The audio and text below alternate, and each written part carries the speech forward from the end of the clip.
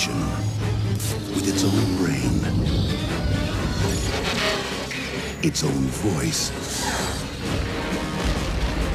its own legs. There's only one problem. It needs your eyes. Virtual Boy. See it now in 3D. The Virtual Boy isn't the only one that needs your eyes. I need them too. Welcome back to part 2 at our look into the creation of Nintendo's most infamous flop of a console. Okay, that's just sort of mean. I mean, yeah, it's kind of true. But still, we're talking about the Virtual Boy.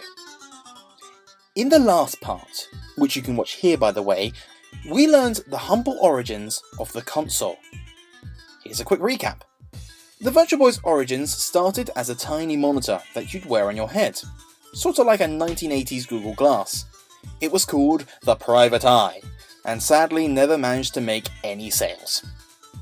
Later its company, Reflection Technology, would modify it into a virtual reality helmet to cash on the VR enthusiasm of the early 90s. Despite some setbacks, eventually they caught the attention of Nintendo and the enthusiasm of Gunpei Yokoi, the man behind the Game Boy and many other big Nintendo hits. He was extremely enthusiastic about the technology, and soon a partnership was made between the two companies. The project slowly evolved into the Virtual Boy, morphing from a portable pair of goggles to a clunky viewfinder on a stand. Yokoi, who had postponed his retirement to work on the Virtual Boy, was beginning to have severe doubts about its success due to the lack of motion tracking and a subpar processing power. The rest of Nintendo, meanwhile, unaware of these concerns, were hyping up the console as their fourth major product. And that brings us to 1994. This was a worrying year for Nintendo's president, Hiroshi Yamauchi. Not because of the current state of the industry, no, but instead of what was just around the corner. The Sega Saturn would be here by the year's end, and thanks to a business deal gone horribly wrong, so would the Sony PlayStation. Hey, do you want to hear more about that deal that went wrong? Just click here. If that wasn't bad enough, that Nintendo's two biggest rivals were launching their consoles by the end of the year, Nintendo's next home console, the then named Ultra 64, wouldn't be finished till 1996. If Nintendo was to keep its current hold on the gaming market, they would have to come up with a way to stop their fans from jumping ship to Sony or Sega. Nintendo's research and development department was extremely busy. It was split into 4 separate divisions to inspire friendly competition. This worked quite well, most of the time. However, it also meant communication between themselves and the rest of the company was relatively minimal. This was the reason no one else knew about the Virtual Boy's troubles. R&D 4, headed up by Shigeru Miyamoto, had its main focus in software, not hardware. So R&D 3 was busy working on the Ultra 64, and R&D 2 was working on... well, to be honest, from what I can tell, relatively nothing actually. They don't seem to do much. They make golf, ice hockey, and Mac Rider in the 10 years they exist. Is that it? I think they were mainly stuck as technical support. Anyway, R&D 1, led by Yokoi, was busy working on the Virtual Boy. It was progressing, but not exactly smoothly. While it was a 32-bit console, just like the Sega Saturn and the PlayStation, it was also having to work twice as hard due to the 2 screens it possessed. The fact it had to be run off batteries also limited its capabilities. All this could hopefully be ironed out though, in time. Sadly, time was not something on their side. Yamauchi's solution to the upcoming PlayStation and Saturn threat was to rush the Virtual Boy to market. This was a problem for a number of reasons, but it mainly came down to the fact it simply wasn't ready. The first issue was passed off to Reflective Technologies back in the US, and it's one you're probably familiar with. Whenever anyone mentions the Virtual Boy, there's the old point brought up that apparently it's terrible for your eyes. It can admittedly cause eye strain, something Nintendo noticed. And so they were understandably worried that they might be making a product that would blind people. They needed Reflection to get confirmation that everything would be okay, and they wouldn't cause a mass blindness across the planet before the system launched. And surprisingly, the results were not what you'd expect.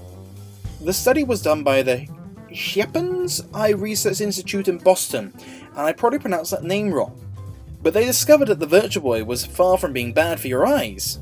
In fact, it turned out to be pretty good for them. The only real issue was for children under 7, whose eyes were not yet fully developed.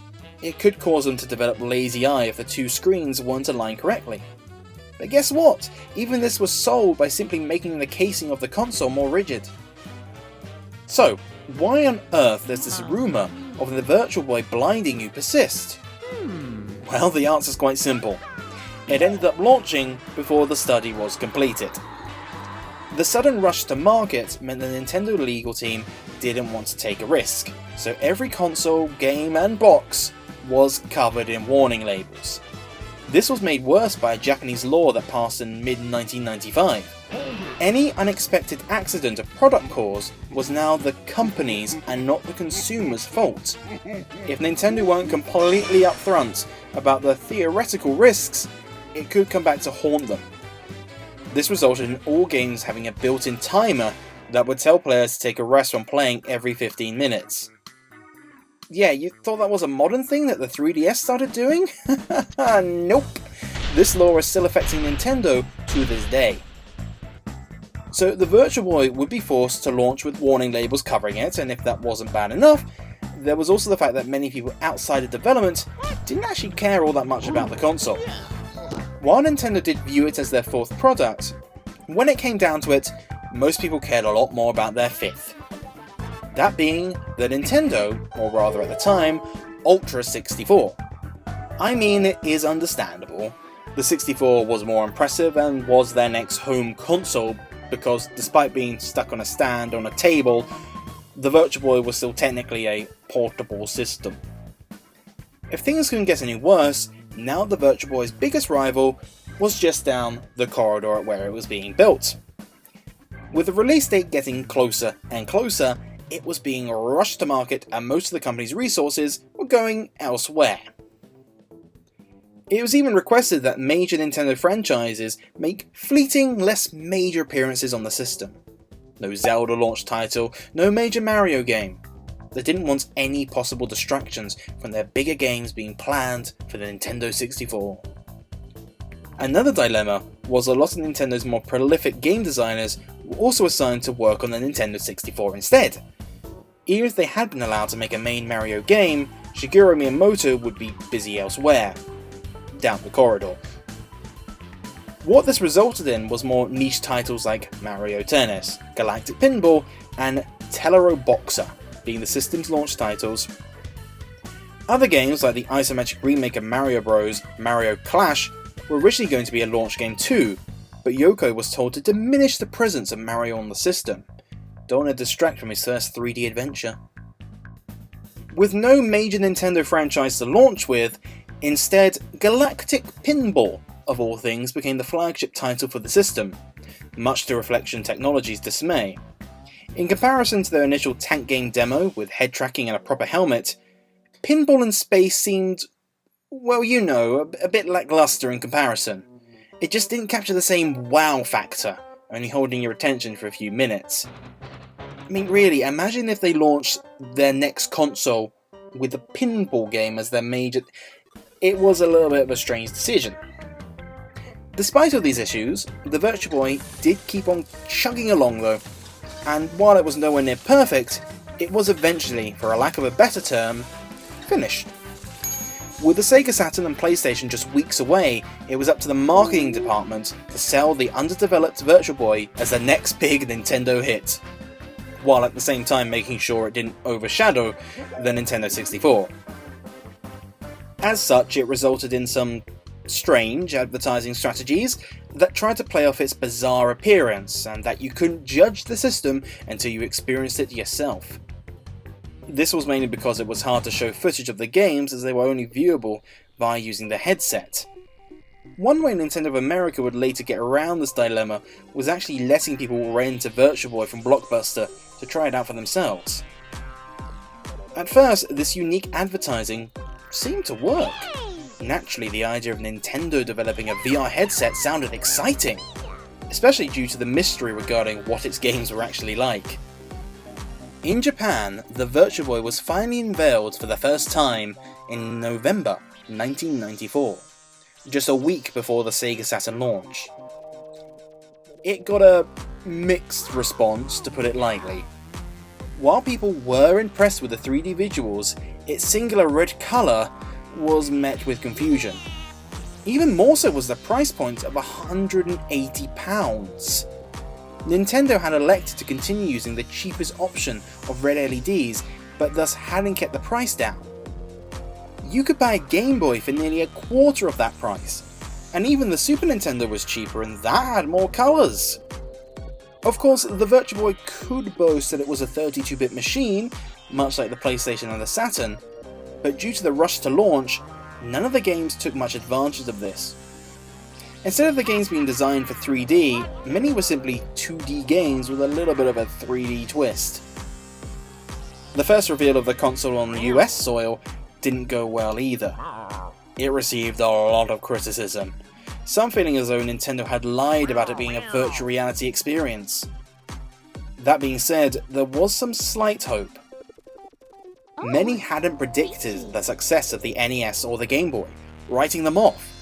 Perhaps Nintendo was going to surprise everyone with an unexpected hit once again. Nintendo themselves certainly seemed to think so. With a July 21st, 1995 launch planned, the company proclaimed they expected to sell at least 3 million consoles. And then everything went wrong again, at least in Japan.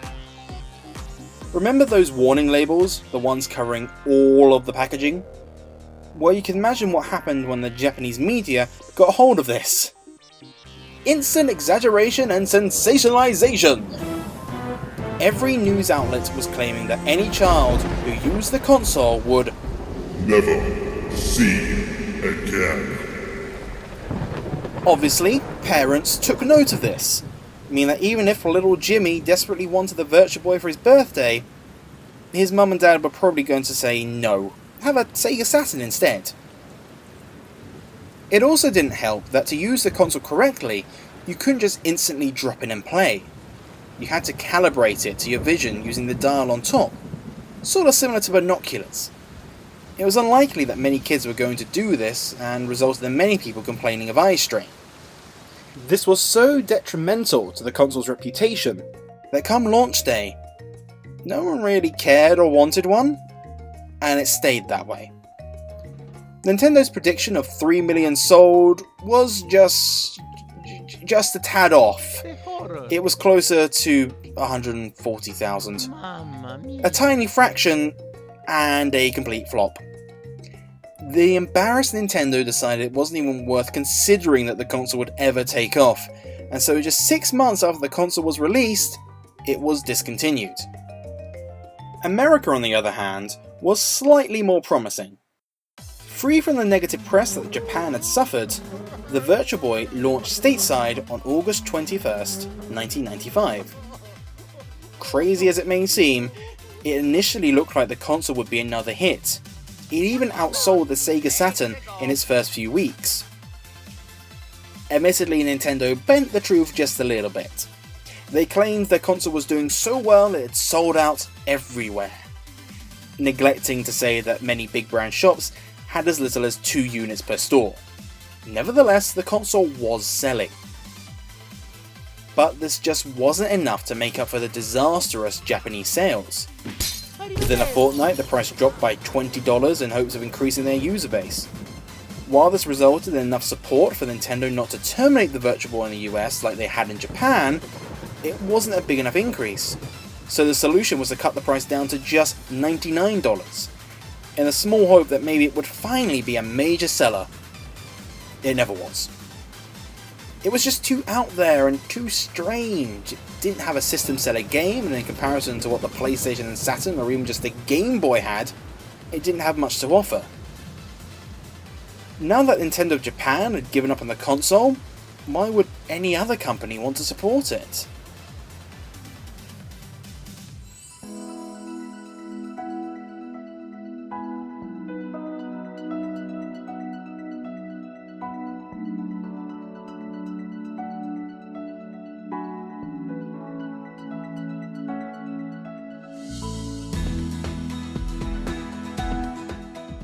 Come E3 1996, Nintendo killed off the system for good. This resulted in a lot of future plans for the system being scrapped. For one, releasing the system in Europe, well, that's now seemed completely pointless. Only 22 games were ever released for the Virtual Boy, but 32 others were at least planned. This included a Worms game, a GoldenEye game, and a game called 3D Tank that was inspired by the original Private Eye demo. You might be surprised to learn that before cancellation, Donkey Kong Country 2 was originally going to be a Virtual Boy game. Only a few lines of code were written before it jumped ship to the Super Nintendo. A lot of accessories also never saw the light of day. For example, an adjustable stand.